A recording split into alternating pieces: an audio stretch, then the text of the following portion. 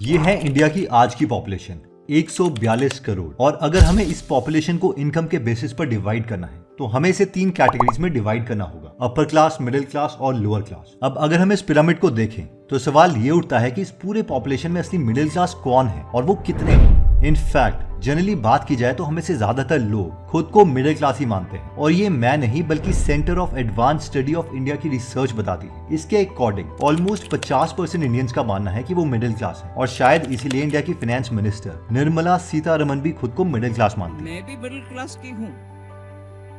But सिर्फ मान लेने और रियलिटी में फर्क होता है, इसलिए काफी लोगों ने इंडियन मिडिल क्लास को उनके स्पेंडिंग लिमिट से आइडेंटिफाई करने की कोशिश की है। जैसे कि नोबल लॉरिएट अभिजीत बनर्जी की डेफिनेशन के अकॉर्डिंग इंडिया में 80% लोग मिडिल क्लास हैं। ये वो लोग हैं जो पूरे महीने में 5,000 से लेके 25,000 रुपए तक खर्च करते हैं। मतलब इनके 5,000 से 25,000 वाले डेफिनेशन को मान लिया जाए तो मुंबई और बैंगलोर जैसे शहरों में फल और सब्जी बेचने वाला, इवन घरों में काम करने वाले हेल्पर्स भी मिडिल क्लास में आ जाएंगे। और इसीलिए शायद हमें से ज्यादातर लोग इस डेफिनेशन से अग्री ना करें। बट अगर मैं आपको कहूं कि इंडिया का मिडिल क्लास सिर्फ इतना सही है तो हम में से ज्यादा लोगों को यकीन नहीं होगा। बट रियलिटी यही है। प्यू रिसर्च की स्टडी के अकॉर्डिंग महीने में 25,000 से 50,000 रुपए तक कमाने वाले लोग इंडिया का रियल मिडिल क्लास है, और इसमें सिर्फ 3% यानी 4 करोड़ इंडियंस ही आते हैं। और इससे भी शॉकिंग न्यूज ये है कि 95% इंडियंस तो लोअर क्लास कैटेगरी में फंसे हुए हैं और सिर्फ 2% इंडियंस अपर क्लास में है। इस वीडियो में हमारा फोकस इसी रियल मिडिल क्लास पर होगा, क्योंकि इवन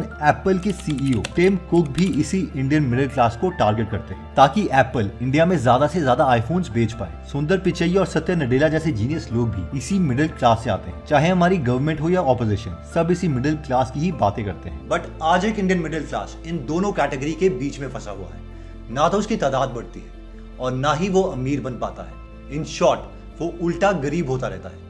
बट रियलिटी में ये दिखता कैसे है, इसे हम 2 रियल लाइफ एग्जांपल से समझते हैं। इंडियन टेक कंपनी HCL 10 साल पहले अपने फ्रेशर को 25,000 की सैलरी दे रही थी। इतने सालों बाद भी यही सैलरी सिर्फ 30,000 रुपए तक पहुंची है। अब मान लेते हैं कि 10 साल पहले ये वर्कर 25,000 में अपना घर चलाते थे। बट अगर हम पिछले 10 साल की महंगाई को कैलकुलेट करें तो ये चीजें आज से 10 साल पहले 25,000 रुपए की मिलती थी। यही सारी चीजें आज 45,000 रुपए की है, यानी 30,000 की सैलरी में भी आज हम ये सारी चीजें नहीं खरीद सकते। और यहाँ तो सिर्फ बेसिक खर्चों की बात हो रही है। अगर आज हम इस कैलकुलेशन को नेक्स्ट 10 सालों तक ले जाएं तो आज से 10 साल बाद HCL फ्रेशर की सैलरी होगी 36,000 रुपए, और यही बेसिक खर्चे बढ़ के 80,000 के हो जाएंगे। यानी लॉन्ग टर्म में मिडिल क्लास गरीब तो क्या बिल्कुल ही बर्बाद होता रहेगा। सेकेंड एग्जाम्पल है मेरे कजन का, जो अपने बेटे को फ्यूचर में एक इंजीनियर बनाना चाहता है, एंड इसके लिए वो बड़ी मेहनत से अपने पैसे भी सेव कर रहा है। आज किसी अच्छे स्कूल और इंजीनियरिंग कॉलेज में पढ़ाने की एवरेज फीस है ऑलमोस्ट 50 लाख रुपए। बट यही फीस आज से 10 साल के बाद अगर हम इन्फ्लेशन एडजस्ट करें तो 1.5 करोड़ से भी ज्यादा होने वाली है। अब मेरे कजन और उनके जैसे काफी लोग अपने पैसे तो आज के 50 लाख की फीस के हिसाब से बचाते हैं, लेकिन 10 साल के बाद जब एडमिशन करवाने का टाइम आएगा तब उन्हें पता चलेगा कि यही फीस 200% इंक्रीज हो चुकी है। और इतनी मेहनत करने के बाद भी वो वापस उसी मिडिल क्लास रैट रेस में चला जाता है जहां से वो निकलना चाहते थे, और उल्टा और गरीब होते हैं। बेसिकली वो एक रैट रेस में फंसे हुए हैं जो कुछ इस तरीके से काम करता है। 1. 2022 में इंडियन गवर्नमेंट ने सिर्फ 16 दिनों में 14 बार पेट्रोल के प्राइसेस इंक्रीज किए। मुंबई में तो 1 लीटर की कीमत 120 रुपए के पार जा पहुंची। 105 rupees in Delhi, 120 in Mumbai, diesel over 96 rupees in Delhi. But यही 1 लीटर पेट्रोल 2002 में सिर्फ 29 रुपए का मिलता था। मतलब सिर्फ 20 सालों में 300% इंक्रीज। और ये है रैट रेस का पहला रीजन, महंगाई यानी इन्फ्लेशन। इसी महंगाई की मार से मिडिल क्लास लोग अमीर होना तो दूर अपने मिडिल क्लास स्टेटस को मेंटेन करने के लिए भी स्ट्रगल करते हैं। इस वीडियो में लोग रोते हुए बता रहे हैं कि कैसे कोरोना के वक्त हॉस्पिटल्स में एडमिट होने पर भी लाखों रुपए की फीस उन्हें जमा करनी पड़ी। 1,90,000 रुपए का दिया और 1 लाख रुपए का, ऐसे 2,90,000। सबसे पहले पैसे की ही बात करते हैं। अभी घर में 3 लोगों को हो गया है। ये है इंडियन मिडिल क्लास की रियलिटी। बीमार पड़ने पर गवर्नमेंट हॉस्पिटल्स में तो उन्हें अच्छा ट्रीटमेंट नहीं मिलता, बट जब वो प्राइवेट हॉस्पिटल्स में जाते हैं तो उन्हें लाखों रुपए का बिल देना पड़ता है। ऊपर से मिडिल क्लास लोगों के पास हेल्थ इंश्योरेंस भी नहीं होता और उन्हें ट्रीटमेंट के खर्चे खुद ही उठाने पड़ते हैं। इनफैक्ट 2019 में की गई एक स्टडी का मानना है कि एक साल में ऑलमोस्ट 5.5 करोड़ इंडियंस गरीबी में चले जाते हैं, क्योंकि उनके लिए अपना ट्रीटमेंट अफोर्ड करना बहुत मुश्किल हो रहा है। And this is the second reason. Third, 4 crore रुपए में बने इस नए नवेले रोड को एक आदमी सिर्फ अपने हाथों से उखाड़ रहा है। ठेकेदार के ऊपर कार्रवाई की जाए। बट ये वीडियो मैं आपको क्यों दिखा रहा हूँ, ऐसा इसलिए है क्योंकि ये रोड टैक्स पेयर्स के पैसों से बना है। इसे समझने के लिए वापस इस पिरामिड को देखते हैं। अब इंडियन गवर्नमेंट लोगों के लिए जो भी काम करती है उसका एक बड़ा हिस्सा इनकम टैक्स से आता है और 2022-23 में जो डायरेक्ट टैक्स कलेक्ट हुआ वो 8 लाख करोड़ से भी ज्यादा था। अब हम यही सोचेंगे कि ये पैसा तीनों कैटेगरीज मिलकर भरते होंगे, बट ऐसा होता नहीं है। देखिए, अब लोअर क्लास के लोग तो ऑलरेडी किसी तरह अपना पेट पाल रहे हैं, ये तो टैक्स भरने का सोच भी नहीं सकते। दूसरी तरफ टॉप पर बैठे अमीर लोग के पास देश की ऑलमोस्ट आधी दौलत है, बट जितना टैक्स उनको देना चाहिए वो उतना देते नहीं है। फॉर एग्जाम्पल, क्या आपको पता है कि बॉलीवुड एक्टर अक्षय कुमार इंडिया के सबसे अमीर आदमी मुकेश अंबानी से ज्यादा टैक्स देते हैं? ऐसा इसलिए है क्योंकि जहां पर 2022 में अक्षय कुमार की ईयरली इनकम 500 करोड़ थी, वहीं मुकेश अंबानी ने अपनी ईयरली इनकम सिर्फ 15 करोड़ दिखाई। इन शॉर्ट, इन टैक्सेस का पूरा वेट आ जाता है मिडिल क्लास टैक्स पेयर्स पर, जिनसे गवर्नमेंट पैसे तो भर के लेती है, बट इन टैक्सेस के बदले उन्हें टूटे फूटे रोड, बेकार गवर्नमेंट स्कूल्स और हॉस्पिटल्स मिलते हैं और ऊपर से महंगाई की मार झेलनी पड़ती है। वैसे हमने इस टॉपिक पर अलग से एक वीडियो बनाई है जिसे आप चेक भी कर सकते हैं। अब इतने टैक्स देने के बाद भी मिडिल क्लास को कई इनडायरेक्ट टैक्सेस देने पड़ते हैं। फॉर एग्जाम्पल, अगर हम 10 रुपए का लेस भी खरीदते हैं तो इसमें हमें 12% जीएसटी देना पड़ता है और ये बात कितने लोग रियलाइज भी नहीं करते। सीधे पॉइंट पर आऊं तो मिडिल क्लास लोग जितना कमाते हैं उसका ऑलमोस्ट आधा हिस्सा तो उन्हें टैक्सेस में देना पड़ता है, डायरेक्ट प्लस इनडायरेक्ट टैक्स।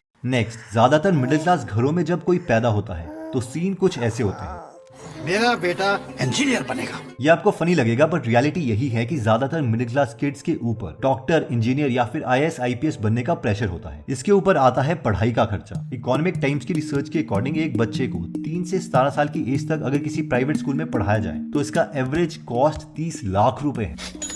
और तो और इसके बाद अगर उनका एडमिशन किसी बड़े इंजीनियरिंग कॉलेज में किया जाए तो इसका कॉस्ट 20 लाख रुपए हो सकता है, यानी टोटल 50 लाख का खर्चा। और ये रेट हर साल 10 से 12% इंक्रीज हो रहे हैं। नेक्स्ट, ये जो लोग हैं वो सहारा के स्कैम के शिकार हैं और अपना सारा पैसा गवा चुके हैं। हाँ, वही सहारा जो कभी इंडियन क्रिकेट टीम को स्पॉन्सर करता था। बेसिकली सहारा वाले एक पॉन्जी स्कीम चला रहे थे जिसमें कंपनीज झूठे प्रोमिसेस करके लोगों से बहुत सारा पैसा इन्वेस्ट करवा लेती हैं और जब पैसे वापस देने का टाइम आता है तो ये लोग सारे पैसे लेके गायब हो जाते हैं। वैसे ज्यादातर मिडिल क्लास इंडियंस इतनी बड़ी मिस्टेक नहीं करते, बट नॉर्मली हमारी इन्वेस्टमेंट उतनी अच्छी भी नहीं होती। अब टैक्सेस, एजुकेशन, ट्रीटमेंट और बाकी खर्चों के बाद अगर हमारे पास कुछ पैसे बच भी जाए तो हम लोग इसे फिक्स्ड डिपॉजिट, गोल्ड एक्सेट्रा में इन्वेस्ट कर देते हैं और ये एक बहुत ही बड़ी गलती है। फॉर एग्जाम्पल, इन सब में से हाईएस्ट रिटर्न फिक्स्ड डिपॉजिट देता है, जिससे नॉर्मली हमें एक साल में 6.5 से 7% का रिटर्न मिलता है। मतलब अगर हम 100 रुपए इन्वेस्ट कर रहे हैं तो एक साल के बाद 100 रुपए 107 रुपए बन जाएंगे। अब सुनने में तो ये फायदेमंद लगता है, बट असल में लोग इसमें अपने पैसे गंवा रहे होते हैं। ऐसा इसलिए है क्योंकि महंगाई भी हर साल 6 से 7% के रेट से इंक्रीज हो रही है। इसके साथ साथ जो 100 रुपए में हमने 7 रुपए कमाए थे उसमें भी हमें टैक्स देना पड़ता है, यानी मोर और लेस हमारे पास उतने ही पैसे रहते हैं। और अगर हम इस रैट रेस से निकलना चाहते हैं तो हमें सेविंग नहीं, इन्वेस्टमेंट करनी होगी। और एक कंपनी है जो हमें इस चीज में हेल्प कर सकती है, जिसका नाम है एम स्टॉक। एम स्टॉक के 5 मिलियन से ज्यादा डाउनलोड्स हैं और 25 साल से भी ज्यादा इनकी लीगेसी है। एम स्टॉक के 2 प्लान्स हैं। फर्स्ट प्लान है 999 का, अगर वो हम खरीदते हैं तो हमें लाइफ टाइम 0 ब्रोकरेज लगेगा across all the products. Second plan है 149 रुपीज वाला, वो अगर हम बाय करते हैं तो हमें डिलीवरी, म्यूचुअल फंड्स, IPO में 0 ब्रोकरेज लगता है and intraday, future and options and currency 20 रुपए पर ऑर्डर पे करना पड़ता है। तो अगर हम चाहें तो इसमें अकाउंट खोल सकते हैं। इसका लिंक मैं डिस्क्रिप्शन और फर्स्ट कमेंट में दे दूंगा, इसे जरूर चेकआउट कीजिए। Coming back, last but not the least, 2020 में दिल्ली के 2 भाइयों ने लोन वापस ना चुकाने के कारण सुसाइड कर लिया। ऐसी न्यूज हम रेगुलरली देखते रहते हैं। इनफैक्ट 2008 में एक सर्वे किया गया जिसमें पता चला कि मेट्रो सिटीज जैसे कि दिल्ली, मुंबई और बैंगलोर में मिडिल क्लास लोग अपना 25% इनकम सिर्फ लोन की EMI भरने में खर्च करते हैं। इसका एग्जाम्पल है अपना खुद का घर होने का सपना। बेसिकली मिडिल क्लास लोग अपनी सो कॉल्ड स्टैंडर्ड को मेंटेन करने के लिए कोई कॉम्प्रोमाइज नहीं करते और इसका प्रेशर इतना होता है कि अक्सर ये लोग जरूरत से ज्यादा लोन्स ले लेते हैं और उसे वापस चुका ही नहीं पाते। इन शॉर्ट, महंगाई, टैक्सेस, स्कूल, हॉस्पिटल के खर्चे एंड लोन्स मिडिल क्लास लोगों को एक तरह से रैट रेस में डाल देते हैं जिससे वो कभी निकल ही नहीं पाते और कितने तो इससे तंग आके सुसाइड तक कर लेते हैं। और जो लोग किसी तरीके से सर्वाइव कर लेते हैं उनका हाल जिम के ट्रेडमिल जैसा हो जाता है। चाहे वो कितना भी दौड़ ले, वो वहीं के वहीं रह जाते हैं। देखा जाए तो हम लोग की पूरी जिंदगी लोन में ही निकल जाती है। सॉल्यूशंस, बट ऐसा नहीं है कि इस रैट रेस से बाहर निकलने का कोई रास्ता नहीं है। इनफैक्ट पिछले 30 सालों में चाइना का मिडिल क्लास कुछ इस तरीके से ग्रो किया है और इंडियन मिडिल क्लास भी एग्जैक्टली चाइनीज मिडिल क्लास की तरह ग्रो कर सकता है अगर वो अपने लाइफस्टाइल और डिसीजंस को बदले।